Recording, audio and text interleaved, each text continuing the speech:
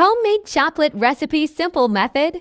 Ingredients: 100 g cocoa powder, 100 g coconut oil or butter, 100 g sugar or honey to taste, 1 teaspoon vanilla extract optional, a pinch of salt, nuts, almonds, pistachios, or dried fruits optional. Instructions: melt the oil. First, melt the coconut oil or butter over low heat. Mix dry ingredients in a separate bowl. Mix cocoa powder, sugar, vanilla, and salt. Combine, slowly add the melted oil into the dry mixture and stir until smooth. Add extras. If desired, add chopped nuts, pistachios, or dried fruits. Pour into molds.